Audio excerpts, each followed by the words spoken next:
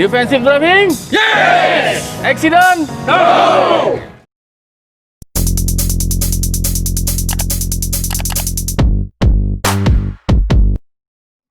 Assalamualaikum warahmatullahi wabarakatuh. Hai teman-teman Waalaikumsalam. semuanya.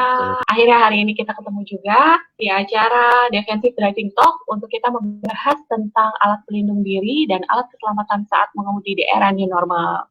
Dan hari ini, pada pagi hari ini, kita sudah ditemani oleh trainer kita nih, seperti yang sudah kita umumkan sebelumnya, Bapak Adi Sarjito Purwopati. Halo Pak Adi.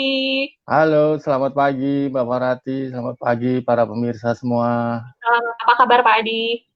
Baik, ya terima kasih. Pak Rati juga sehat-sehat aja kan?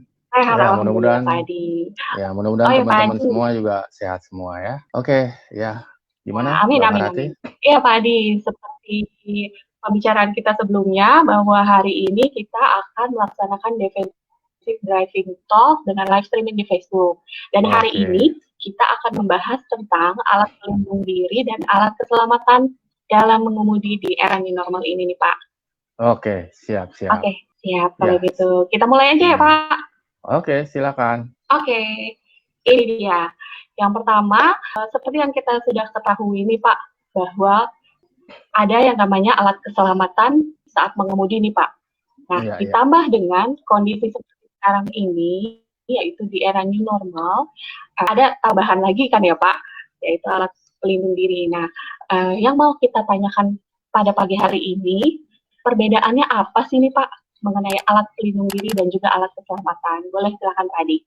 Oke, jadi sebetulnya pada intinya sebetulnya hampir sama ya, alat keselamatan di dalam kendaraan juga dan juga alat pelindung diri itu hampir bisa dibilang hampir sama lah ya. Cuma mungkin perbedaannya adalah kalau alat keselamatan kendaraan itu posisinya ada di kendaraan gitu ya. Jadi dia terpasang di kendaraan. Sementara alat pelindung diri yang sekarang di era kenormalan baru ini harus kita gunakan itu lebih terpasang di diri si pengemudi gitu ya, atau penggunanya gitu. Saya kira perbedaannya di situ ya. Ya mungkin ini tambahan ya. Dulunya mungkin kita udah terbiasa dengan alat-alat pelindung alat-alat keselamatan yang ada di kendaraan kita, tapi sekarang ditambahkan dengan adanya alat pelindung diri gitu ya di era kenormalan baru ini. Oke, gitu Mbak. Oke. Kalau alat keselamatan sendiri itu apa aja sih Pak jenisnya? Oke, kalau untuk alat keselamatan yang ada di kendaraan kita, ya yang utama pertama adalah safety belt atau bisa disebut dengan sabuk keselamatan atau ya ini disebut sabuk pengaman ya. Jadi fungsinya ya memang untuk mengamankan pengemudi pada saat misalnya terjadi suatu kecelakaan atau tabrakan ya. Dan di situ disebutkan ada di cara penggunaannya adalah dengan rendah, rata dan rapat gitu ya. Ini yang pertama, yang utama sebetulnya. Jadi safety belt ini yang paling utama harus digunakan pada saat kita mengemudi gitu ya. Nah, yang kedua itu adalah airbag. Jadi airbag ini sebetulnya adalah tambahan gitu ya. Jadi supplementary atau secondary restraint system. Jadi dia menahan kalau terjadi tabrakan. Tapi yang utama tetap safety belt. Jadi banyak orang berpikir mobil saya udah pakai airbag nih. Ya, airbag di depan, di setir biasanya ya, atau di bagian samping. Ada semua. Nah, akhirnya dia pikir udah aman nih, udah pakai airbag. Tapi dia nggak pakai safety belt. Nah, ini yang salah kaprah sebetulnya. Jadi tetap kita harus pakai safety belt. Sehingga kita pada saat si airbag itu mengembang, ya, kita tidak akan menabrak airbagnya itu sendiri malahan gitu. Akhirnya justru cederanya lebih parah. Jadi tetap kita harus pakai safety belt gitu ya. Nah, yang ketiga itu adalah head restraint system atau headrest ya, sering disingkat dengan headrest ya. Nah, headrest ini bukan berarti untuk istirahat kepala, bukan, tapi restrain sebetulnya. Jadi dia menahan kepala Jadi pada saat terjadi tabrakan, ya dari belakang terutama, dia akan menahan kepala supaya dia tidak kecengklak ke belakang gitu ya, terlempar ke belakang. Akhirnya bagian leher si pengemudi itu mengalami cedera gitu. Nah, jadi headrest ini juga penting ya. Makanya setiap kendaraan sekarang juga sudah dilengkapi dengan headrest semuanya gitu ya. Saya kira itu Oke. yang utama dalam alat-alat keselamatan di kendaraan kita. Oke. Betul. Nah, kalau untuk alat pelindung diri itu sendiri, kira-kira apa aja tuh Pak Adi yang dibutuhkan di era sekarang ini nih Pak? Nah, itu ada beberapa ya, ada macam-macam tuh. Tapi yang utama saya lihat itu adalah masker ya. Jadi masker ini ada macam-macam bentuk masker itu. Ya, nah sebetulnya yang untuk mengemudi yang paling utama sebetulnya adalah yang dia tidak bergerak bebas gitu ya. Jadi kadang-kadang dia turun sendiri ya, atau terus dia bergerak ke kiri atau ke kanan. Nah, itu yang akan mengganggu konsentrasi dari si pengemudi gitu loh. Jadi intinya adalah gunakan masker yang tidak mengganggu pada saat mengemudi ya, dari bahannya yang tidak terlalu tebal ya, tapi cukup melindungi kita gitu ya, tapi tidak mudah bergerak-gerak yang akhirnya kita harus selalu mengatur atau apa. Nah, itu yang akan mengganggu konsentrasi kita pada saat mengemudi gitu ya. Terus kemudian yang kedua itu adalah ada juga face shield. Face shield ini, nah kalau untuk mengemudi ini sebetulnya bisa dibilang tambahan lah ya. Ya kalau misalnya kita mengemudi bersama dengan orang yang kita nggak kenal, ya boleh kita pakai face shield ya. Tapi kalau untuk mengemudi mungkin ini agak mengganggu ya, face shield ini karena bentuknya yang agak besar. Terus kemudian dia ada semacam akrilik atau mika di depannya. Nah ini yang harus diperhatikan, jangan sampai mikanya itu udah baret-baret atau udah kotor gitu ya, nggak dibersihkan, akhirnya dia mengganggu pada saat kita mengemudi pada malam hari gitu ya. Oke, face shield. Terus kemudian yang tadi hand sanitizer ya. Hand sanitizer ini ya sekarang diharapkan di setiap kendaraan ada nih hand sanitizer. Cuma hand sanitizer ini ada macam-macam bentuk ya. Jadi menurut saya yang paling utama adalah fungsinya. Ya, jadi bukan fungsi, maksudnya cara pengoperasiannya gitu ya. Jadi cara pengoperasiannya itu harus mudah. Ya, kalau perlu bisa dilakukan dengan satu tangan. Ya, jadi jangan dengan dua tangan sehingga kita pada saat mengemudi itu tidak kehilangan kontrol terhadap kendaraan, terutama kemudi kita gitu. Jadi ada satu yang saya sering pakai itu adalah dia bentuknya seperti pompa. Jadi kalau kita tekan dia terpompa isinya langsung keluar ke tangan kita. Jadi dengan satu kali tekanan dengan satu tangan itu udah cukup mengeluarkan si cairan dari hand sanitizer-nya itu. Jadi ada beberapa juga yang bentuk isi dari cairannya itu agak kental gitu. Akhirnya untuk mengeluarkannya itu agak sulit. Jadi harus dengan dua tangan gitu ya. Harus dengan dua tangan atau dipencet gitu ya, sehingga dia akhirnya bisa keluar. Nah baru kita bisa membersihkan tangan. Nah itu yang pasti akan mengganggu pada saat kita mengemudi ya, apalagi yang bentuknya spray. Mau nggak mau kita harus pencet satu tangan. Jadi ya, yang paling baik itu yang pump ya, model pompa itu ya, itu yang kalau menurut saya yang paling baik gitu ya. Oke, itu hand sanitizer. Terus kemudian ada juga. Siap, Pak Adi. Oke, Pak Adi, boleh dilanjut? Ada lagi, ya disinfektan. Ya, jadi dia bentuknya memang spray. Nah, ini dilakukan tidak pada saat kita sedang bergerak mobilnya, tapi pada saat kita sudah berhenti gitu ya. Terutama kalau misalnya taksi online gitu ya. Nah, pada saat si penumpang sudah keluar, nah ini kita semprotkan nih disinfektan ini ke bagian-bagian kendaraan kita gitu ya, misalnya joknya atau ke sandaran kursi belakang ya, itu sandaran kursi depan, terus kemudian ke bagian pintu yang kemungkinan terpapar oleh droplet-droplet dari si penumpang gitu. Nah ini semprotkan itu mungkin beberapa menit ya, terus kemudian kita tunggu sampai sudah aman, baru kita mengemudi. Sehingga pada saat si pengemudi yang sorry, bukan pengemudi, penumpang yang datang baru lagi, itu sudah masuk ke tempat yang bersih dan aman daripada kuman-kuman dan Steril juga gitu ya Pak? ya betul, steril gitu. Ya kira-kira itulah yang paling banyak harus ditambahkan di kendaraan kita gitu ya. Oke, mungkin ada satu pertanyaan dari saya nih Pak Adi. Oh iya, boleh. Membicarakan tentang taksi online. Nah, Ya.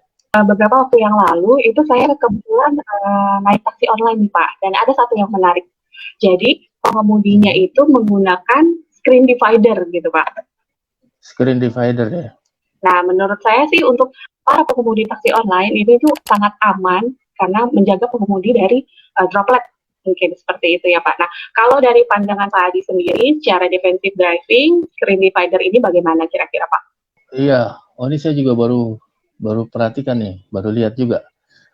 Tapi bagus ini.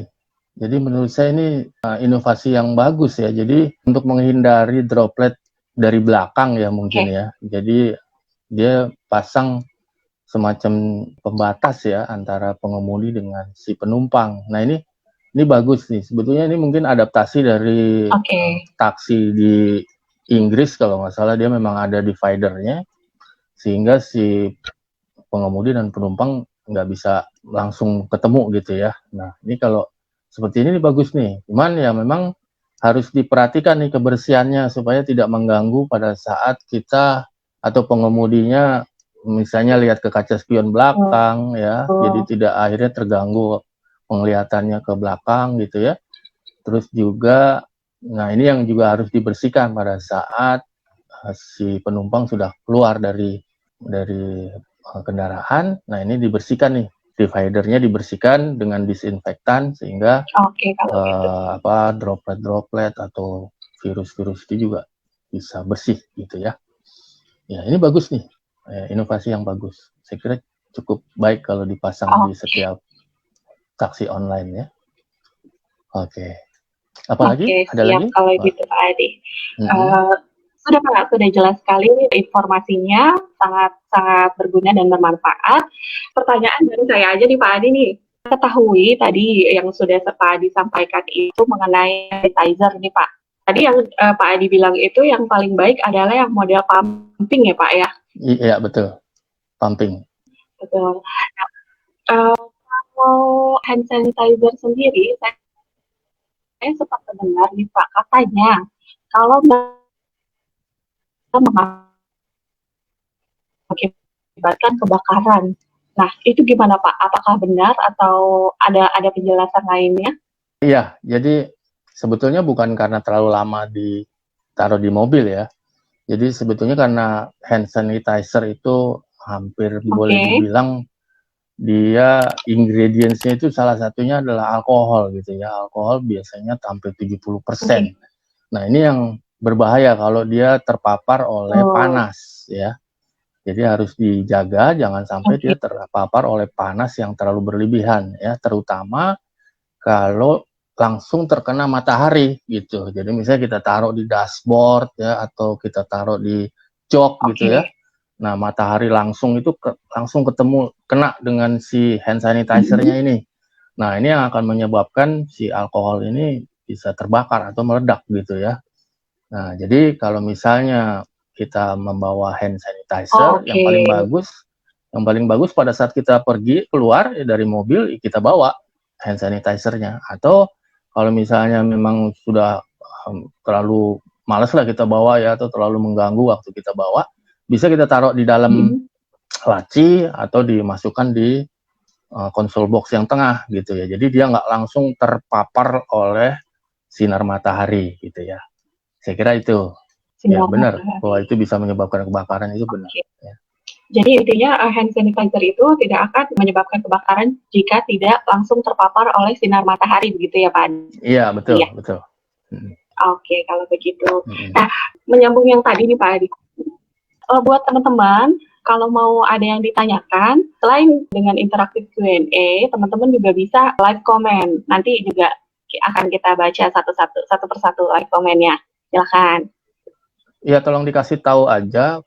Ya kalau ada yang mau live, itu supaya pakai handsfree Ya? gitu. Jadi ya pakai handsfree supaya tidak Oh ya ada betul, feedbacknya gitu, nggak ada gangguan dari suara gitu betul ya. betul. Oke, Ya, kita Mbak sambil Farati. sambil menunggu nih Pak. Ya, pertanyaan dari saya.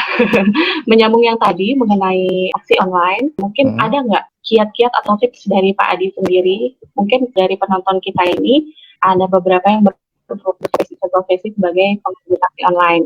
Yang kita tahu kan bahwa pengemudi taksi online itu banyak bertemu dengan orang-orang banyak dan mereka sangat rentan terhadap virus gitu ya Pak Adi ya. Ya. Nah, kira-kira kiat-kiat agar teman-teman kita dapat tetap mengemudi defensif itu bagaimana Pak Adi? Oke, untuk pengemudi online ya, yang pasti sih pertama menjaga kebersihan ya, kebersihan dari kendaraannya, terus kebersihan diri sendiri ya, terus yang paling utama juga adalah Betul. harus menjaga Mhm. dari konsentrasi gitu. Jadi jangan terganggu oleh hal-hal yang bisa menghilangkan konsentrasi gitu ya, terutama dari penumpang juga. Gitu. Makanya saya tadi setuju banget tuh kalau taksi online pakai screen divider seperti tadi, sehingga kita nggak harus terganggu konsentrasinya oleh misalnya oleh penumpang yang tiba-tiba batuk gitu ya, atau dia tiba-tiba bersin gitu ya. Nah ini kan kita langsung agak sedikit trauma sedikit ya, wah ini Iya, hati-hati nih, jangan-jangan dropletnya kena ke saya gitu ya. Makanya dengan adanya divider tadi bagus tuh dia betul. jadi nggak terlalu kehilangan konsentrasi ya. Kadang-kadang juga ada mungkin penumpang yang tiba-tiba minta masker lah atau apa gitu ya, Pak ada masker nggak Pak? Nah ini yang sebaiknya kita hentikan dulu kendaraan ya, kita cari maskernya, kita berikan ke si penumpang ya. Jadi lakukanlah itu tidak Oke. dengan sambil jalan gitu ya, tapi berhenti di suatu tempat yang aman, baru kita melakukan kegiatan-kegiatan itu. Termasuk juga pada saat kita menggunakan masker. Nah, pada saat kita menggunakan masker, jangan pada saat kita udah mengemudi baru kita pasang nih maskernya. Wah, ini yang bahaya. Jadi kita Mhm. konsentrasinya akan terganggu gitu ya. Terus juga pada saat mungkin kita Oke. menggunakan hand sanitizer ya, misalnya kadang kan kita di perempatan atau pertigaan itu ada kita mesti kasih Pak Ogah tuh ya, kita kasih uang receh gitu ya, uang kecil. Nah ini kan tangan kita kotor nih oleh Betul. uang. Nah ini terus kita mau membersihkan dengan hand sanitizer ya. Nah ini juga kalau bisa berhenti ya berhenti, tapi kalau memang nggak bisa ya kita jalan pelan-pelan. Nah ini kita pakai hand sanitizer yang pengoperasiannya mudah sehingga kita bisa membersihkan tangan kita dengan aman, tidak terlalu sering lepas dari kontrol kendaraan, terutama dari kemudi gitu ya. Oke, saya kira itu ya, Mbak Farati. Oke. Hmm. Ya. Nah, Pak Adi ini di live comment ada yang bertanya nih, Pak. Yang pertama, untuk pola duduk di dalam mobil, apakah tetap mengikuti aturan yang seling satu kursi? Sebenarnya efektif nggak sih? Apalagi jika full AC. Ini taksi online ya, sorry saya kurang perhatikan tadi. Kalau di taksi online ya, Mbak Farati. Pertanyaannya seperti apa untuk yang taksi online? Boleh dikomen lagi Pak, ini apa untuk taksi online atau bagaimana? Ya, kalau peraturannya sendiri sih memang harus selang-seling ya. Jadi kalau tadinya mungkin satu mobil itu bisa diisi oleh 4 orang atau 5 orang, sekarang hanya bisa diisi 50% dari itu. Ya saya kira sih itu, jadi saya kira sih itu cukup efektif ya, karena sebetulnya yang bisa menyebabkan penularan itu kan dropletnya ya. Jadi dropletnya itu sendiri tidak akan terbang bebas di udara gitu ya, dia akan jatuh ke satu tempat. Nah, oleh karena itu kalau kita mau menjaga jarak, ya, droplet itu nggak akan bisa sampai ke orang lain gitu. Terutama kalau kita juga sudah menggunakan masker gitu. Saya kira sih itu sih. Saya kira cukup efektif itu. Nah, kalau untuk mobil pribadi sendiri gimana Pak? Kalau tadi penjelasan Pak Adi untuk taksi online mungkin ya. Oke. Nah, kalau untuk mobil pribadi sendiri bagaimana kira-kira? Kalau mobil pribadi sebetulnya lebih mudah ya, karena kita juga bisa mengidentifikasi orang-orang yang ada di mobil kita gitu ya. Ya kan kebiasaannya kalau dalam mobil pribadi itu yang ada ya istri sendiri atau keluarga sendiri, misalnya anak-anak. Ini kan kita udah tahu nih, oh mereka tidak terjangkiti oleh penyakit ini gitu. Jadi lebih aman sebetulnya, tapi tetap kita harus menggunakan masker. Nah, ini untuk pencegahannya gitu ya. Kalau untuk jaga jaraknya ya saya kira masih agak lebih longgar lah kalau kita juga udah mengenal orang-orang yang ada di dalam kendaraan kita ya, kecuali kalau mungkin mobil pribadi tapi kita ngajak temen gitu ya, kita misalnya pergi ke kantor bersama-sama dengan teman kita yang kita nggak tahu nih dia ada kemungkinan terpapar nggak sama si virus ini gitu. Nah ini yang kita perlu hati-hati tuh, itu kalau perlu kita jaga jarak juga dengan orang-orang yang memang kita nggak kenal gitu ya. Oke, siap. Ini ada pertanyaan lagi nih Pak. Ya. Apa dari Bapak Marcel Brasali? Oh Ibu itu. Ini apa tetap harus pakai masker jika di dalam mobil? Oh Ibu, mohon maaf, Ibu Marcel Brasali. Apa tetap harus pakai masker jika di dalam mobil? Ya masker ini sebetulnya menurut ketetapan dari kenormalan baru ini harus dipakai. Malahan sekarang sudah ada dendanya tuh kalau nggak salah 250.000 atau apa ya. Jadi buat keselamatan kita, buat keamanan kita, saya kira sih nggak apa-apalah pakai masker. Tapi memang kita perlu memilih masker yang cukup nyaman kita pakai gitu. Kalau buat saya sendiri sih sebagai pengemudi, saya merasa nyaman pakai masker yang surgery itu ya. Oke. Ya, jadi dia selain dia 3 lapis ya, tapi dia tipis ya. Terus kemudian ada kawatnya di bagian hidung itu yang akan menahan supaya dia nggak naik turun gitu. Memang sih agak kurang nyaman ya kita harus menggunakan masker terus menerus, tapi ya karena ya new normal ini ya akhirnya kita terpaksa harus mengikuti hal seperti itu gitu. Sama seperti kita dulu mungkin menggunakan safety belt merasa nggak nyaman gitu ya. Tapi lama-kelamaan karena dibiasakan terus akhirnya jadi ya udah akhirnya terbiasa kita menggunakan safety belt ya. Jadi mungkin di video-video sempet sering lihat juga kita ya. Ada orang makan bakmi dia masih pakai masker. Nah, ini orang-orang yang dia udah nggak merasa kalau dia tuh pakai masker. Nah, ini yang sebetulnya yang harus kita arahkan ke situ. Jadi pada saat kita udah pakai alat pelindung diri kita udah nggak merasa kalau kita pakai itu gitu loh. Begitu juga dengan alat-alat keselamatan yang ada di mobil. Jadi sudah terbiasa gitu ya Pak? Iya betul. Ini karena kita belum terbiasa aja ya. Lama-lama kalau udah kita terbiasa akhirnya juga aman-aman aja kok. Nggak mengganggu juga lama-lama. Gitu. Oke. Ada lagi? Kalau ini pertanyaan dari saya sendiri nih Pak. Sebagai pengguna kacamata. Nah kadang kita pakai masker itu suka berembun nih Pak ke kacamata kita. Nah itu kira-kira ada tipsnya nggak sih Pak supaya nggak ke atas gitu? Ini hembusannya. Ya kebetulan saya juga berkacamata, jadi jadi memang itu lumayan mengganggu itu, apalagi ada perbedaan suhu ya di luar dengan di dalam gitu ya. Nah ini biasanya saya sih juga lihat dari satu pendapat dari orang gitu ya, dari kiat dia, tapi saya lupa siapa, cuman kiatnya itu adalah di antara masker kita ya di bagian atasnya ini kan ada kawat yang untuk nahan nih. Kalau kita pakai yang untuk bedah itu ya, agak ada kawatnya. Nah ini di bagian ini kita pasang tisu. Jadi kertas tisu ini kita lipat sampai berapa kali lipatan gitu ya. Ini kita taruh di sini, baru kita pakai maskernya ya, sehingga udara dari hidung ini tidak akan naik ke atas, tapi dia tetap akan ke bawah atau di posisinya gitu. Nah ini yang biasanya menyebabkan embun nih di bagian kacamata kita gitu. Ya terima kasih juga tuh buat teman kita yang sudah memberikan kiat-kiat seperti itu. Iya betul, ditahan lah istilahnya udara itu oleh tisu sehingga nggak naik ke atas gitu ya. Oke.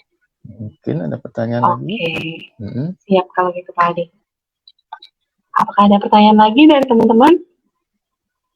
Oke, terima kasih tuh ada Bu Marcel Sepertinya, Brasali. Iya, terima oh kasih sudah dari bisa membagi Marcel. untuk teman-teman semua gitu ya. Bu Marcel dan Pak Wing ya, Pak Wing Sumartijo. Betul. Oke. Oke Pak Adi, terima kasih banyak atas informasinya, sangat bermanfaat sekali. Mungkin Terima nanti kasih. untuk teman-teman yang ada Sama-sama. pertanyaan lebih lanjut, komen aja di Facebook kita atau di Instagram kita juga boleh. Nanti akan kita jawab satu persatu. Mungkin di sesi selanjutnya atau kita akan bikin sesi Q&A khusus untuk menjawab pertanyaan dari teman-teman semua. Oke, jadi hari ini sekian dulu Defensive Driving Talk dari kami, dan terima kasih banyak untuk Bapak Adi Sarijito Kolopaking atas informasinya yang sangat bermanfaat ini. Sama-sama, Semoga Mbak teman-teman Marati. semua bisa menyerap ilmunya dengan baik, seperti itu ya Pak Adi kira-kira ya. Terima kasih semua pendengar semuanya. Terima kasih banyak untuk semuanya. Mohon maaf jika ada salah dalam kami berkata-kata. Semoga kita bisa bertemu lagi di lain kesempatan, dan semoga kita semua selalu dalam keadaan sehat walafiat. Oke, baik. Wassalamualaikum warahmatullahi wabarakatuh.